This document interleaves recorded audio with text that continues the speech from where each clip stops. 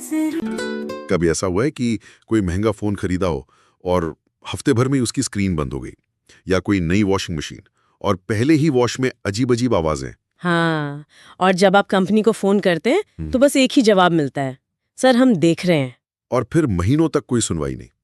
ये कहानी तो मतलब हर दूसरे घर की है। बिल्कुल, और सबसे ज्यादा निराशा तब होती है जब अपनी मेहनत की कमाई से खरीदे गए सामान के लिए सालों तक चक्कर काटने पड़ते हैं। कई बार तो लोग थक हारकर उम्मीद ही छोड़ देते हैं।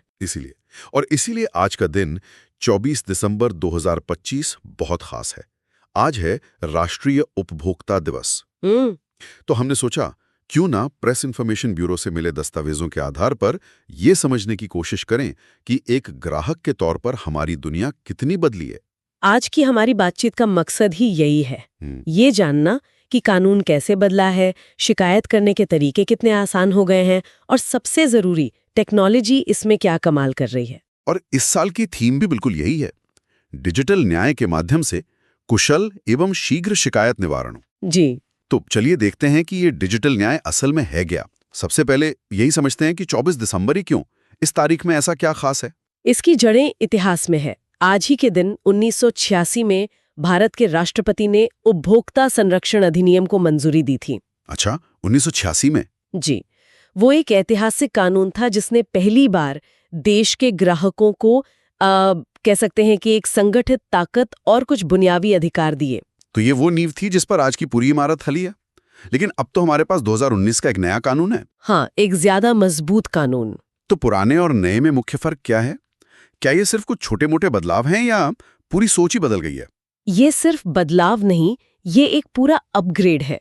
देखिए, 1986 का कानून उस वक्त के हिसाब से बहुत अच्छा था, लेकिन तब ई कॉमर्स नहीं था, डिजिटल पेमेंट्स नहीं थे। सही बात है, बाजार इतना जटिल नहीं था। बिल्कुल। 2019 का कानून आज की डिजिटल दुनिया की चुनौतियों से निपटने के लिए बनाया गया है। इसका मकसद सिर्फ विवाद सुलझाना नहीं, बल्कि कंपनियों को पहले से ज्यादा जवाबदेह बनाना है। मतलब अब कंपनियां आसानी से बच नहीं सकती। और जहां तक मुझे याद है, ये कानून हमें 6 मुख्य अधिकार देता है ना? बिल्कुल, और इन्हें समझना बहुत जरूरी है। पहला, सुरक्षा का अधिकार, यानी खतरनाक सामान से बचाव। दूसरा, सूचित किए जाने का अधिकार, मतलब हमें प्रोडक्ट की क्वालिटी, दाम, शुद्धता, इन सब के बारे में जानने का हक है। ओके।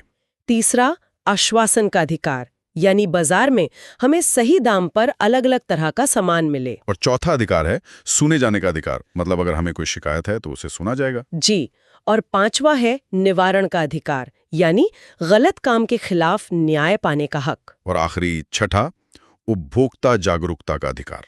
इन अधिकारों को असलियत में बदलने के लिए एक 3 लेवल का सिस्टम बनाया गया है। हाँ, ताकि हर मामला सही जगह और जल्दी सुना जा सके। सही। तो सबसे पहले हैं जिला मंच, जो 50 लाख रुपए तक के दावों को देखते हैं। अच्छा, 50 लाख तक। और अगर मामला उससे बड़ा हो? अगर मामला 50 लाख से बड़ा और 2 करोड़ तक का हो तो वो जाता है राज्य आयोग में। और 2 करोड़ से भी ज्यादा का दावा हो तो मामला सीधे सबसे बड़ी अदालत यानी राष्ट्रीय आयोग NCDRC में जाता है। ये बंटवारा तो समझ आता है, लेकिन क्या इससे सच में मामलों का निपटारा तेजी से हो रहा है? यहाँ एक बहुत ही दिलचस्प आंकड़ा है जो हमारे स्रोत में दिया गया है। राष्ट्रीय आयोग और 10 राज्यों ने 100% से भी ज्यादा शिकायतों का निपटारा किया है। एक मिनट, 100% से ज्यादा? इसका क्या मतलब हुआ है? कोई टाइपिंग की गलती तो नहीं? नहीं, ये गलती नहीं है। ये आंकड़ा एक कहानी बताता है। इसका मतलब है कि ये आयोग न सिर्फ इस साल आए नए मामलों को निपटा रहे हैं, बल्कि मतलब पुराने जो पेंडिंग केस थे उन्हें भी खत्म कर रहे हैं। बिल्कुल, सालों से धूल फांक रही पुरानी फाइलों को भी खत्म कर रहे हैं। ये उस आम इंसान के लिए उम्मीद की किरण है जो सोचता था कि उसकी शिकायत कभी सुनी ही नहीं जाएगी। वाह, ये तो वाकई एक बहुत बड़ा बदलाव है। अच्छा, ये अदालतें तो तब काम आती हैं जब कोई गड़बड़ हो जाए, लेकिन क्या कोई ऐसी संस्था भी है जो बाजार पर एक तरह से नजर रखे? बहुत अच्छा सवाल है, और इसका जवाब है हाँ। 2020 में एक नई संस्था बनाई गई, केंद्रीय उपभोक्ता संरक्षण प्राधिकरण, यानी CCPA। CCPA? जी, इसे आप बाजार का वॉचडॉग कह सकते हैं। इसका काम सिर्फ शिकायतें सुनना नहीं, बल्कि अनुचित व्यापार प्रथाओं को होने से रोकना है। तो ये CCPA एक तरह का रेफरी है बाजार में। लेकिन क्या इसके पास सच में इतने अधिकार हैं कि ये बड़ी-बड़ी कंपनियों पर लगाम कस सके? इसके अधिकार काफी मजबूत है। ये सिर्फ जुर्माना नहीं लगा सकता, बल्कि किसी खतरनाक प्रोडक्ट को पूरे बाजार से वापस मंगवाने का आदेश भी दे सकता है। अच्छा, कर रहा है जो कहती है कि आप 7 दिन में गोरे हो जाएंगे, और ये बात झूठी है, तो अब उस एक्टर की भी जवाबदेही तय होगी। बिल्कुल, अब सिर्फ कंपनी ही नहीं बल्कि उस विज्ञापन का चेहरा बनने वाले भी जिम्मेदार हैं। सीसीपीए का मकसद ही यही है। ठीक है, तो सीसीपीए तो हो गया एक तरह का पुलिस वाला, लेकिन लोगों को जागरूक करने और जमीनी स्तर पर मदद पहुंचाने के लिए तो पैसों की भी जरूरत पड़ती होगी। यहीं पर उपभोक्ता कल्याण कोष यानी कंज्यूमर वेलफेयर फंड की भूमिका आती है। ओके।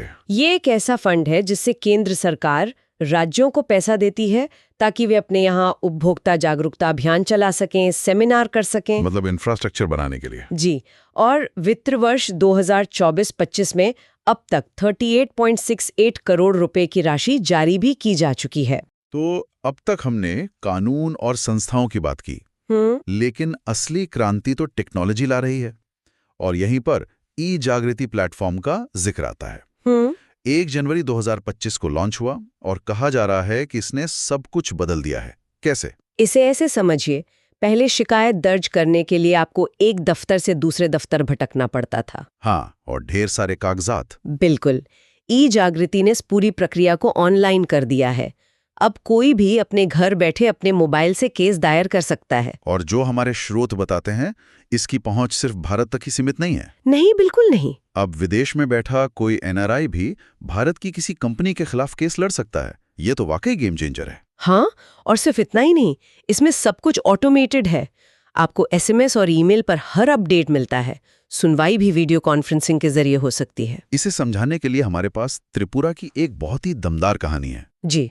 एक व्यक्ति ने 85,000 रुपए का एक फ्रिज खरीदा था, जिसमें पानी लीक होता था और वो डीफ्रॉस्ट भी नहीं होता था। और उन्होंने इसके लिए 8 साल तक संघर्ष किया। सोचकर ही हैरानी होती है। 8 साल? एक फ्रिज के लिए 8 साल? मैं तो शायद हिम्मत हार जाता। लेकिन जब उनका मामला ई जागृति पर दर्ज हुआ तो सिर्फ 5 महीने के अंदर फैसला आ गया।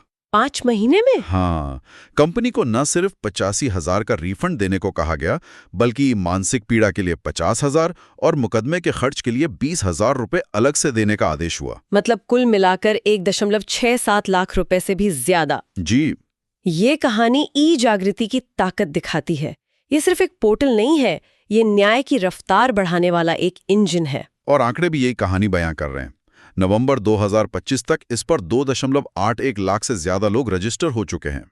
1.35 लाख मामले दर्ज हुए और उनमें से 1.31 लाख सुलझा भी लिए गए।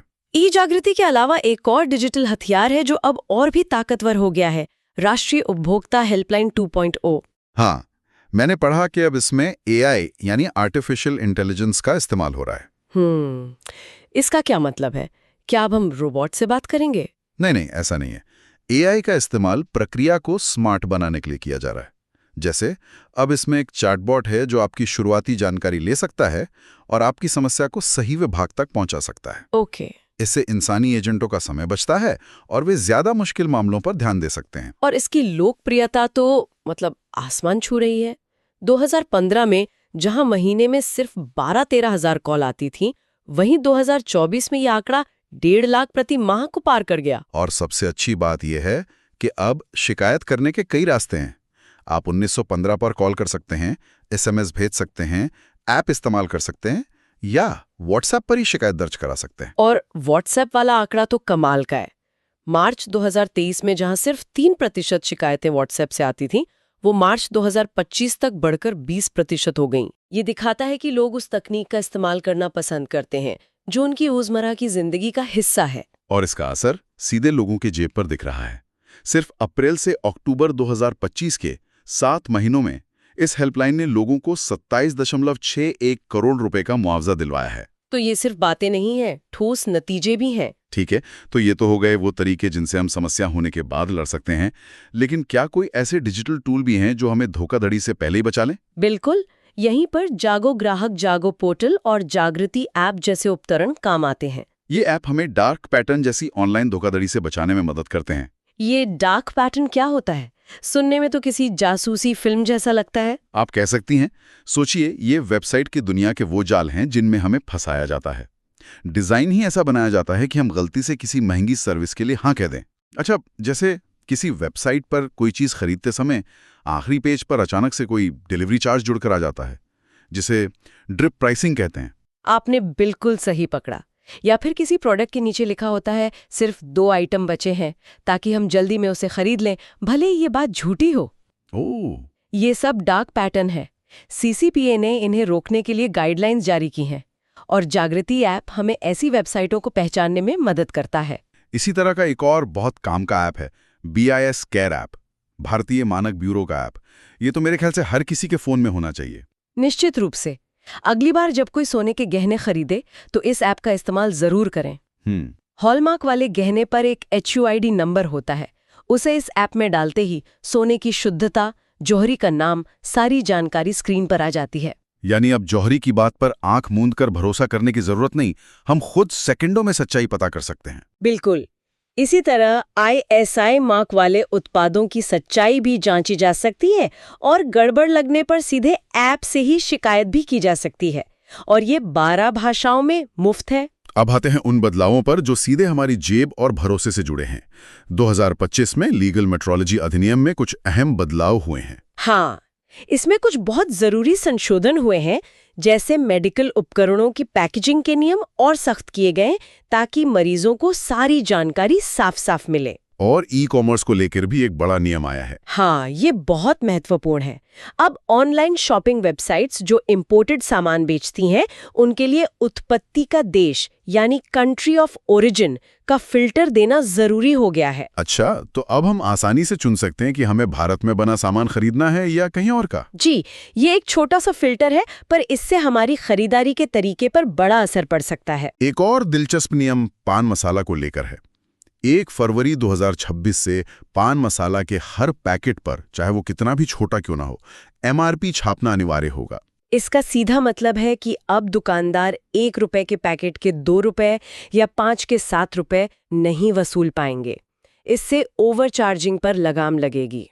तो आज की इस पूरी बातचीत को अगर समेटा जाए तो साफ है कि एक ग्राहक के तौर पर हमारे हक को लेकर पूरी तस्वीर ही बदल रही है।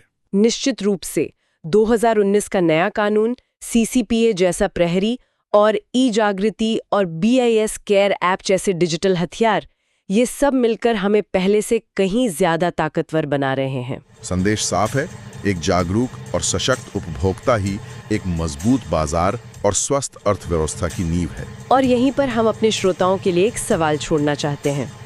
हमारे स्रोत बताते हैं कि टेक्नोलॉजी, खासकर AI, आम आदमी को बड़ी बड़ी कंपनियों के खिलाफ न्याय दिलाने में एक बड़ा हथियार बन रही है। लेकिन जैसे जैसे इन सिस्टम्स में AI का दखल और बढ़ेगा, तो ये सुनिश्चित करने में क्या नई चुनौतियां या अवसर पैदा हो सकते हैं कि ये डिजिटल न्याय वाकई में हर किसी के लिए न्यायपूर्ण और सुलभ बना रहे, खासकर उन लोगों के लिए जो टेक्नोलॉजी के साथ बहुत सहज नहीं है।